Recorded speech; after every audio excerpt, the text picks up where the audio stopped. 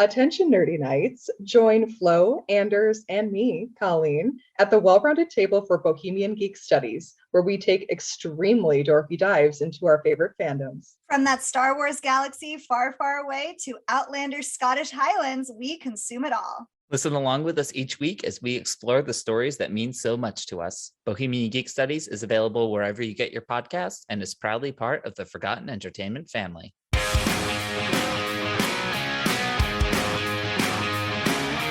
Hello, and welcome to Recent Activity, your new favorite entertainment review podcast that attempts to cover every film, every show, all at once.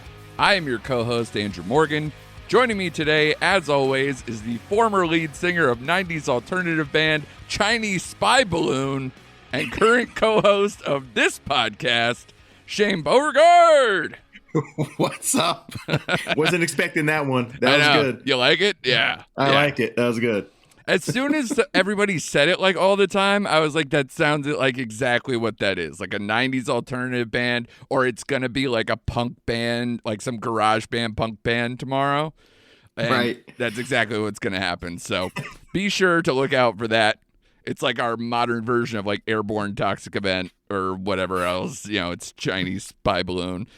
But on this show, we are going to do a little bit different version of possibly the end of the world, as many people maybe saw of Chinese Spy Balloon. We're going to talk about M. Night Shyamalan and his latest movie, Knock at the Cabin, which, if anyone listened to our horror movie preview, this was our most anticipated across the board between myself, Shane, and Chris Frodell, who is on assignment this week. So, Shane, I know you have your own relationship, as people our age do, with M. Night Shyamalan. So tell the people, like, what you think of him and, like, where your head is at as you were approaching Knock at the Cabin. Oh, man. Again, another divisive director for myself. He's hit or miss. Early in his career, he was just with Sixth Sense and Unbreakable, which was just an awesome movie. Yeah. And then he lulled me to sleep with The Village. I think is where I started losing him, was The Village. And I know Chris isn't here to defend himself, but I know he liked that movie. Mm-hmm. And then we had Lady in the Water, and it just went downhill from there. Until, in my eyes, he came out with The Visit in 2015. And I really liked that film. And then he got me back with Split, which I thought was great. And then he disappointed me again with Glass. And then Old came out, and I'm like, not bad. So more hits than misses for me, but man, he is quite the divisive director. Yeah. So well, yeah, I was gonna say it's not just you. As a fun fact for everyone, the roller coaster effect with M. Night Shyamalan is very much across the board. M. Night has as many films rated 3.5 or higher on Letterboxd as he does films rated 2.0 or less. And he has multiples that are less. So you never know what you're going to get. And it's extremely painful when you go and fall for the trailer thinking this one is going to be the hit. And then when it's not, you just go, you son of a bitch. Like a magic trick that the end of the trick is punched in the face. You know, it's like it doesn't work, which is a shame because I like his approach. I like his aesthetic, you know, especially like you said early on. The man was bulletproof between Sixth Sense, Unbreakable, and Signs. I thought, like, this guy is incredible. He's got great taste in actors, and he clearly is a massive Hitchcock fan. And, you know, he has a lot of those elements, including putting himself as little cameos in his film. We'll talk about the Knock at the Cabin version that ends up in here, which I thought was quite fun. But I dig his style, but when he is off, he is so far off. And I think his biggest downfall is he just shouldn't do sci-fi. And I think outside of being like a Alfred Hitchcock guy, I wonder if he's also a Twilight Zone guy, because a lot of his movies kind of feel like extended Twilight Zone episodes. And this one, Knock at the Cabin, is definitely one of those. Would you agree with that? Yeah, I'd agree with that totally. Where I jumped off the bridge for a while was The Happening. I think that was the Mark Wahlberg where the air started killing people and the That's wind. a very fun analogy, by the way, considering the movie. People just falling off buildings. So, yeah. Right. But no, you're right. I could see definitely, like you said, Stephen King and definitely Twilight Zone. Because his TV shows are actually pretty good. I liked Wayward Pines, the short-lived series on Fox. Mm-hmm. And I actually checked out an episode or two of Servant, and I'm kind of on board with that one too. So yeah. I have an issue with it's ironic because if I'm not mistaken, Servant involves a dead child. I haven't gotten totally there yet. Okay. So I thought that was in the plot description, so I didn't want to go okay. I didn't even read the like plot, spoiling or whatever. But it's something to those measures, so it's interesting. Where with Sixth Sense and kind of all these other things, it's like it's a weird thing of his obsession with having child actors and child perspectives and ghosts and all these other things. Like he has a very certain taste that's very interesting, and he loves obviously like kind of pulling the trap door. Like there's some overarching thing that is controlling us at some point or controlling the characters within his stories. And again, I think that's why he was so geared up to do Knock at the Cabin. And you could see a lot of the influences of what he did with his past movies in this particular film. And, just the fact that this movie was also one of those screenplays that was on the blacklist, like voted one of the most popular unproduced screenplays. So he nabbed up that screenplay that's based on the 2018 novel The Cabin at the End of the World by Paul Tremblay. And I think, it's one of those movies. He's getting very smart with his movies, that he's making movies that this one costs only $20 million to make.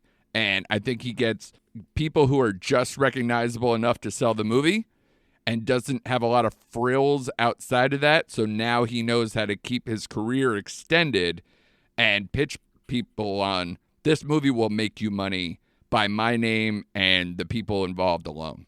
Right, I agree. And I remember having this conversation with Chris a while back that he's one of those directors that does well within a budget. And once you give him a bigger budget, it's like flop time. Yeah. So if you can constrain how much money he has to put in a movie, like The Visit, which I think was made for like $2 million, and he put half of his own money up for that thing. Yeah. He does well. He shines. And there's a couple other directors like that, and I'm blanking on him, but we've discussed him on the show before. Like, you just can't give this guy too much rope because he's going to hang himself. Yeah. Obviously, the biggest crashes being, Last Airbender and After Earth, which are just brutal movies where he shot for the moon and just completely crash landed. But definitely, you're right. He's a guy that I think should focus on specific genres, aim small, go for big, go for, what he's known for. And Old was kind of like a return to some of that as well. It's a very much a Twilight Zone feeling, this kind of, beach that ages you. It sounds like it's something exactly from that era stuff. It's Black Mirror, it's Twilight Zone, it's all that. And this one, it's obviously, like I said, based on a novel, so, people might be familiar with it or not. But this one definitely is very small, and I think, he tried to squeeze the most juice out of it. Whether it was effective, we'll talk about that in a minute.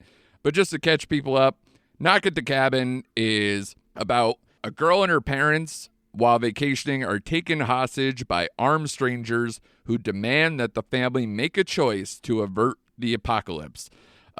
This is starring David Bautista, Jonathan Groff, Rupert Grint, Nikki Amerka Bird, Abby Quinn, Ben Aldridge, and Kristen Cui as Wen. Early scores have it almost about the same across the board, if you kind of do the math, like 67 Rotten Tomato score, 63 Metascore, 6.4 IMDb, 64% Rotten Tomato audience score, and 3.2 Letterboxd. Shane, what did you think of Knock at the Cabin now that we've seen it after being super impressed by the trailer? Right. My initial reaction when it was over was like, wow, that was a pretty solid thriller. I liked it overall, and we'll get into some of the plot holes, but I enjoyed just the simplistic story, one of his more straight ahead films, and that's what I liked. It seemed focused. You're in just like pretty much one location.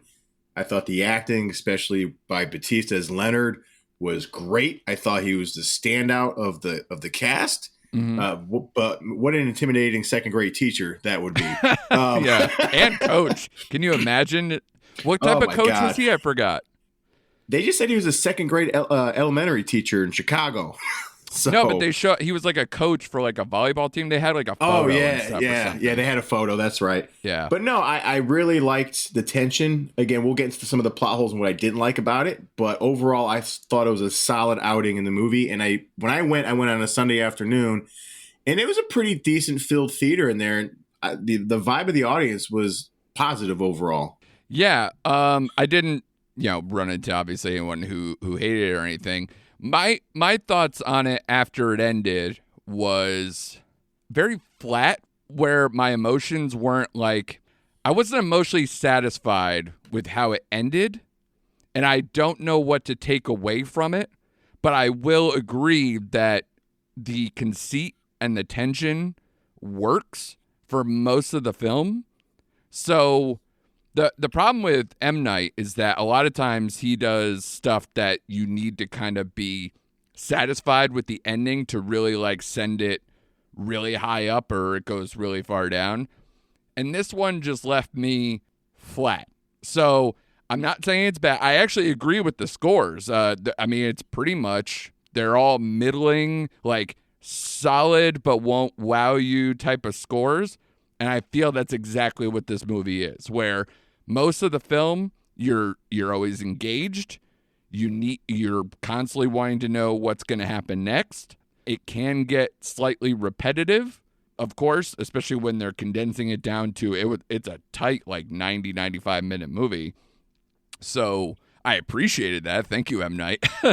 Right. But I kept thinking, and again, this is maybe where Chris is going to be like, yeah, I told you not to watch fucking trailers. But like, I thought it's a better trailer than a movie and a better concept than execution, but that doesn't make it a bad movie. And one of the things that I'm interested to know from your perspective, without doing spoilers just yet, but like, right. I feel like this movie, it's an uptick from Old, because Old annoyed me. Even though I actually kind of liked how Old ended, which I know people don't like that. Some people are like, I liked it until the end. I'm the complete opposite. So maybe you just don't agree with my assessment. That's fine. But this movie, it just didn't have enough point or takeaway from the actual conversations that were going on and what the outcome of the movie. And for a film that actually has a lot in common with Signs, I thought, the one thing that I think distinguishes between the two of them is Mel Gibson's character had way more of an arc with him, with the loss of faith and the loss of his wife and all these things that really affected him. And I thought the storytelling and the structure of Signs is what makes that better, and the characters are a little more memorable. This one, they got right to the point really fast and then tried to build character in flashback. And I don't know how that worked for you. Apparently maybe more than that. But do you think like it had enough characterization to really feel something by the end of the film? It didn't for me. That was one of the negatives that I was going to talk about. From the family side of it, I got with the flashbacks, I did get enough of their journey to where they're at. But the invader side of the characters is where they fall flat. Mm-hmm. Like nothing's really fleshed out with them. They don't really give a background on how long they've been doing it or why they're doing it. Or I know they have visions and you're supposed to be faith. You know, everyone can see these and it's faith-based versus logic or reason. But to me, there just wasn't enough character development in any of the invaders outside of maybe, you know, talking about Leonard being a second grade teacher. Right.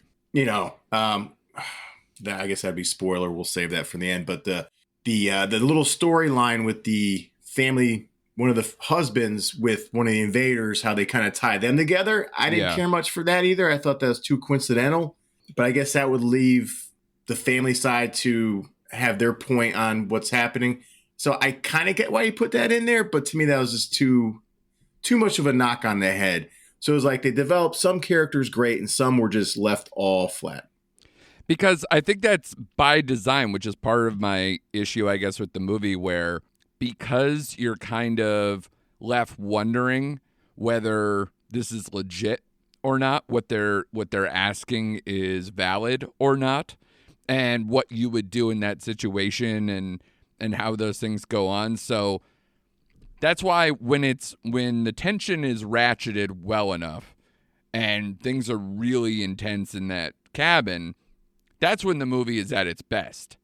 But when you're starting to have either thoughts of like you said, you can't get characterization out of characters you're kind of leaving partially ambiguous because you can't go too deep without giving away whether you think that this is legit or not.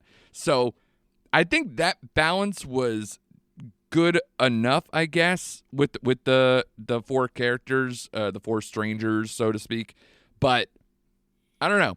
I think if you're going to leave me with this heavy decision with this 3-person unit, I would have maybe liked to seen more, I guess, from that family unit and what the dynamic is, and maybe have a real hard swallow when things get to the end. So that's where I was. Is that about right? I mean, because they keep hiding the football in a movie like this, which obviously is up M. Night's game, Right. No, I agree with everything you said, and that was my problem. That was my biggest issue with the movie. But overall, I think with cutting some of that out, and again, this movie kind of makes me want to, I'm going to say this, so be prepared. It's going to kind of make me want to read the book this is based on, to see how much different the book is from this movie. Yeah. But I can tell you right now that people who read the book will notice that the ending is different. And I have heard that. And so that, I think, is something we can cover in spoilers. But before we get too far, I guess, overall, now that you've seen the movie, now that you've seen the scores, do you also kind of agree with where the scores are going? Like, how would you rate this particular film? Okay. My initial out of 5 when I got done, it's about there. I gave it a 3.5 out of 5, even with all the flaws I found in it. Okay. It held my attention. It was tense. I liked the acting. Again, a positive was the hour and 44-minute runtime, which was great. And it kept me locked in the entire time, which is what I want out of a movie. If I went back and maybe after the discussion, I can knock it down to a 3, but initially upon completion of the film, it's a 3. Or like you say, sometimes if I wanted to cheat, I would do a 3.25, which would be in line with the 60, with that percentage kind of. Yeah. I'm basically your aftermath score. Right.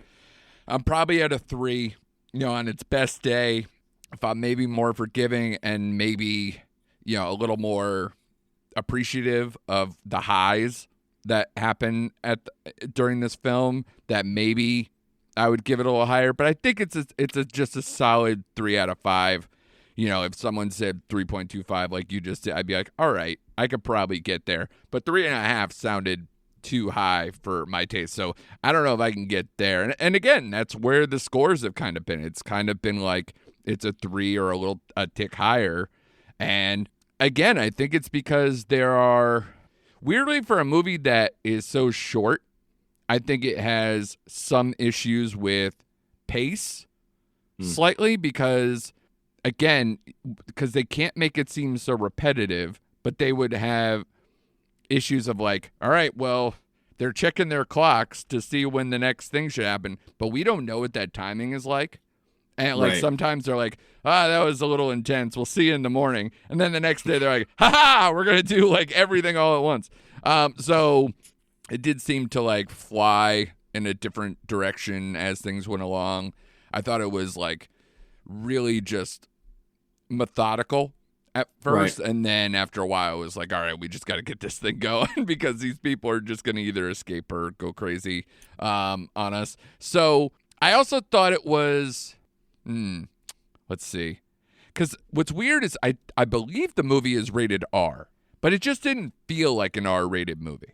It did not. And I think, and I was going to kind of chime in there, is like based on where we had this movie on our lists, it is a disappointment from that aspect because it didn't feel like a horror movie and it didn't feel like it should have been rated R. It felt just more like, like you said, like an elongated episode of The Twilight Zone or Black Mirror. It had some thrills in it. It had some scenes in it, but overall, it didn't feel like a horror movie or rated R at all. Yeah, it felt like a PG-13 psychological thriller. Yes, exactly right.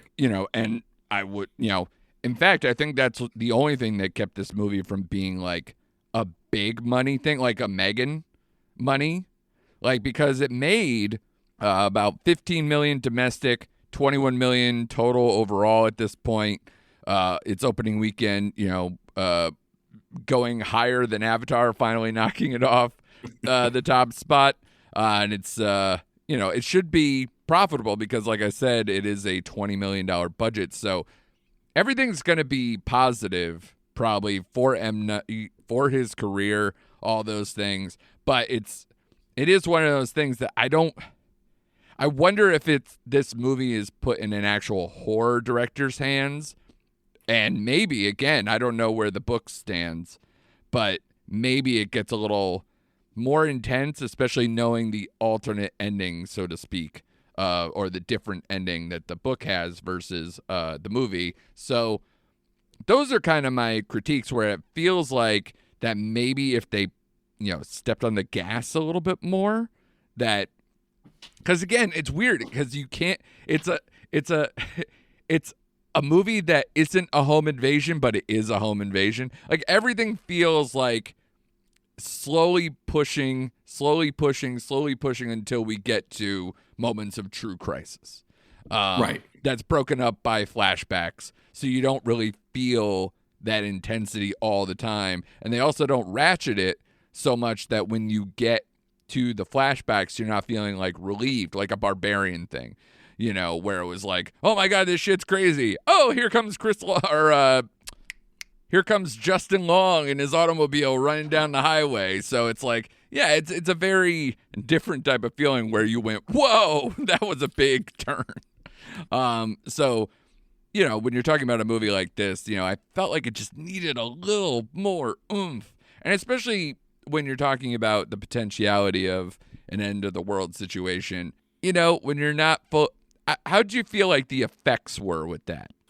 A couple of scenes toward the end were like, they looked, I don't want to say kind of hokey, but kind of like how you described Plane, some of the special effects in Plane. Yeah. They're not all bad, but some of them you go, well. Some of them are, yeah. It shows the cheap budget. But again, that's how this movie is going to make money and keep M. Night's career in check. So, I don't know. It's tough. You want to get into spoilers real quick? And yeah. Let's talk a little spoilers. All right. So for anyone who hasn't seen the movie and you hung with us, I thought we did pretty good without spoiling this thing. Thank you for hanging with us. If you want to come back after you've seen the movie and hear more about it, please do come back. But yeah, spoilers, Shane. Like, to me, the conceit is so tough because with the way this ends, for obviously if you're here, hopefully you've seen the movie. The way the movie ends and the way the book ends, I don't even know if the book one does it for me, but let's contrast and compare. Are you familiar? Did you read it? Did you read the end of it? Okay. Yep. So in the book, the ending is very tragic where the daughter is killed in a struggle over the gun. And honestly, that feels like it's dark. It's very dark. But it feels weirdly more satisfying, or at least more climactic and cinematic, ironically, than the movie ending. Where the movie ending here is the four horsemen of the apocalypse who show up.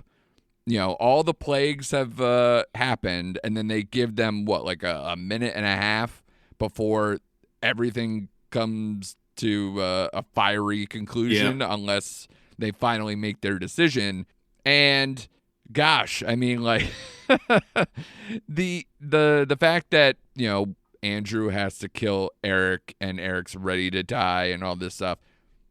I think if they did a better job selling the relationship, I don't know why I didn't fully buy in just enough to where I felt bad about it.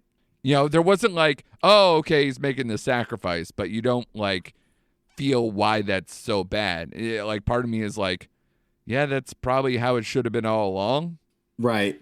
Yeah. I mean, I agree because I felt like Eric's, you know, when he saw the light or whatever, I thought his conversion or his all of a sudden getting faith was just like dropped on a dime and like just happened too quick. Right. Where Andrew was all still reasoning and like whatever. Right. So I thought, like you said, I kind of knew that's the way it was going to go down. They kind of foreshadowed that. Yeah. As soon as that event happened. And I prefer the book's ending, as tragic and dark as that is, but that reminded me of The Mist. You know, that ending would slap you in your face if you've ever seen The Mist. Yeah. And I think this would have had kind of the same effect as that movie, which, as tragic as that ending was, I was like, holy shit, like they went there. Yeah. So I would have preferred the book's ending. I wonder if this is now because this is an American film, and especially from a director who wants a lot of people to see the film. I wonder if, you know, because we're in a, you know, post Newtown, post all these school shootings, like just kids dying far too often, that I think we're rightfully, very much so sensitive that they just could not, lack of a better term, pull the trigger, like on the actual ending that was in the original. I wonder if that was in the original script as well, because again, M. Night has a writer credit on here alongside the people, Steve Desmond and Michael Sherman, who wrote the original script that was on the blacklist. So I wonder if he altered that knowingly. And again, commercially speaking, it's a very smart move, and I don't think it takes away a ton, but again, it just adds to another thing in this movie where I was like, it felt a little too clean, a little too sanitized, as opposed to the intensity of that trailer. I was like, oh man, this is going to be bananas. And again, we're also coming off of, you know, Barbarian and Smile and some of these like really intense horror movies of last year that it felt like, okay, that happened versus like, oh my God, that was an experience. You know what I mean? Yeah, I agree. And it's like I said at the beginning, this is a straightforward movie. It doesn't have your usual, I got to make a twist at the end of this movie because I'm M. Night Shyamalan. You know, I got to like throw people off, which we were discussing might have worked a little better with this material. But this is as straightforward as you can get. I mean, the end was right on the button.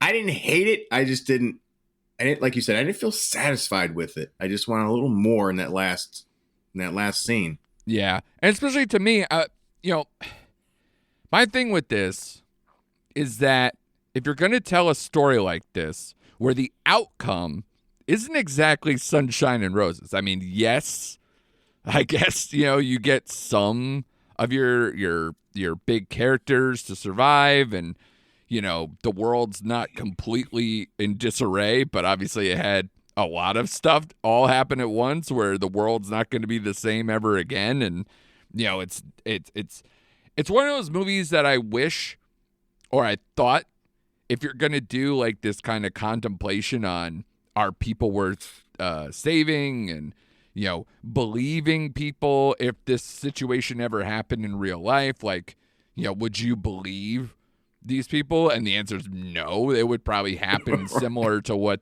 happened in there, which I appreciated.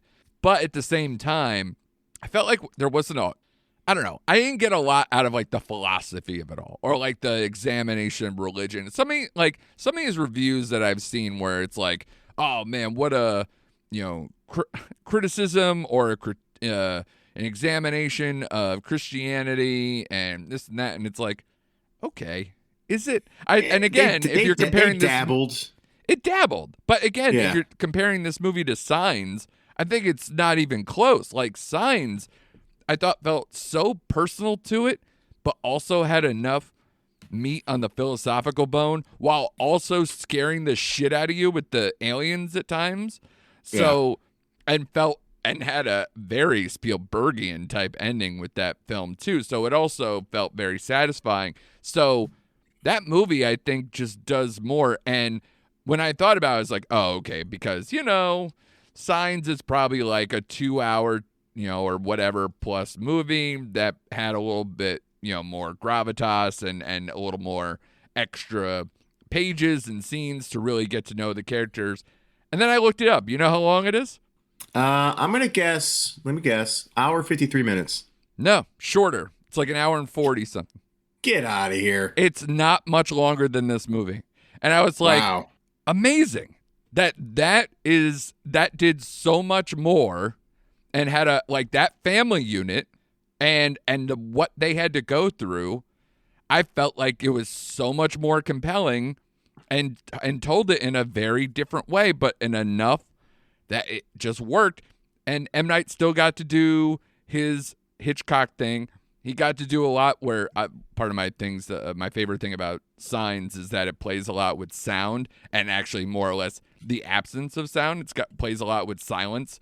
And this movie, again, I thought it could have used some of that. I thought it could have used more just sitting with the desperation and had a little bit more freak out, honestly. And I don't know if that's because on one hand you have Mel Gibson and Joaquin Phoenix, and on the other hand, you have guys who Batista. I've barely seen.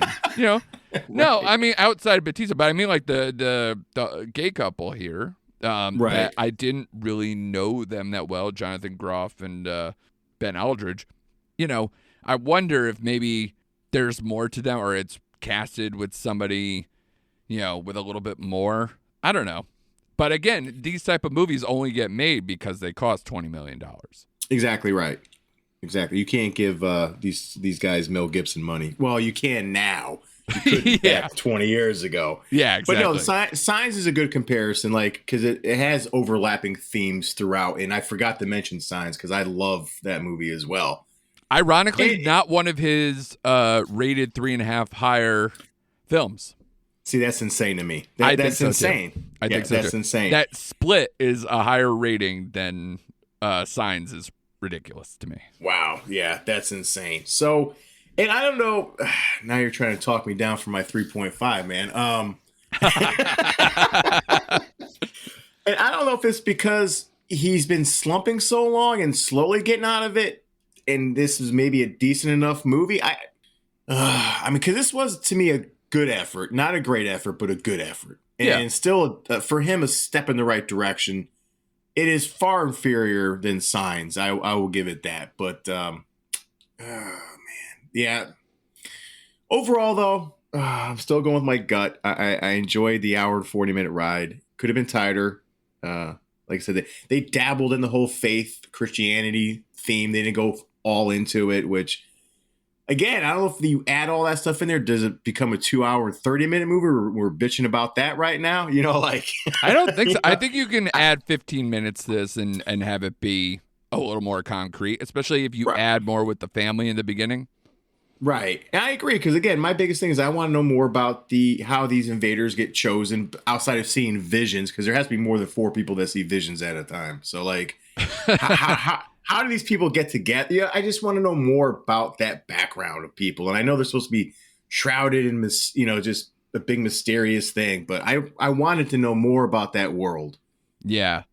But I agree with you on probably 2 things we could take away from this movie is I think this proves even more as the more and more we get from him that Dave Bautista can do a lot of stuff. And I think he was perfect casting for this movie because if you're not doing a lot visually with, how they maybe lit the cabin or what they're doing to increase the intensity, the time bomb of Dave Bautista being like, he's nice now, but look at him, he's Dave Bautista, works as well as you could possibly do.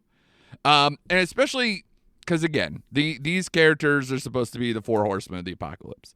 And they're supposed to be very specific traits of those people. And again, if you really want to go into something that M. Night likes to do a lot, where did you notice that each t-shirt was colored different and that it's supposed to convey the emotion of each version of the 4 horsemen of the apocalypse? And basically, and if you look at Eric's t-shirt, he is it's the combination of those 4 colors.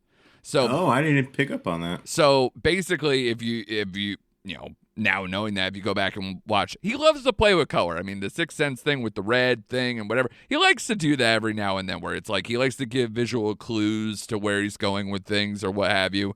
But the difference is the payoff. And Sixth Sense, ultimate payoff the first time you see that movie. And to be honest, honestly, it's still, I think, a very rewatchable movie, even though you know the ending.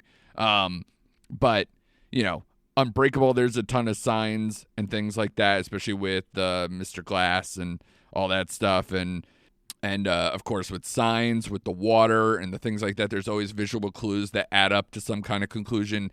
And this one, it had it too, but it's just like, okay, but I needed to really feel the impact of the decision that had to be made. And I think that's where, if I'm not feeling it, if I'm like, all right, cool, I'll just go watch The Last of Us, which is another version of post-apocalyptic or apocalyptic, and the actual human connection and conversations. I'll do that instead. But yeah, I think between Batista being great and the fact that I notice is at least an uptick from old, where I think he could do this, he could repeat this over and over and still be successful. Like a small, tense movie with some level of sophistication in the writing or the construction. Right. So what did you think about the M. Night cameo? I loved it. I think it was funny. Maybe my favorite. So on the list of cameos that he's had, ironically, I think my other favorite one of his is Signs. Mm-hmm. Because that conversation with him and Mel Gibson with the drunk driving thing, and that is just so hilariously awkward that it's not really fully supposed to be, but it is, and he serves it up well. And I was like, oh, look at this guy. He's a little more than Hitchcock sometimes on the cameo tick. He's actually inserting himself at poignant moments. But this one, yeah, it's right up there with the TV personality, the infomercial guy, that kind of energy, and having that coming from him. I liked it. Yeah, advertising an air fryer. It was great. Yeah, exactly. So that worked for me too. So yeah, if he wants to keep doing those cameos, I'm all about that too. So all in all, again, for a movie that I don't want to see him, I'm like largely shitting on. I think there are things to take away here that are good and kind of bring him back to some of his classic style. I just wonder, is there more juice in the tank? Can he go up from here? Can he keep pushing these small movies and like you said, almost forcing that budget and those constraints into something where, you're gripping the coal until it turns into a diamond. And I feel like he was close with this. Like if it just had a little bit more in the script. But you're right. I almost want to read that book to see maybe he did pull some punches that made it lack a certain thing that I thought I was going to get. Yeah, I agree. I want to see him in this box. I don't want to see him getting bigger than this.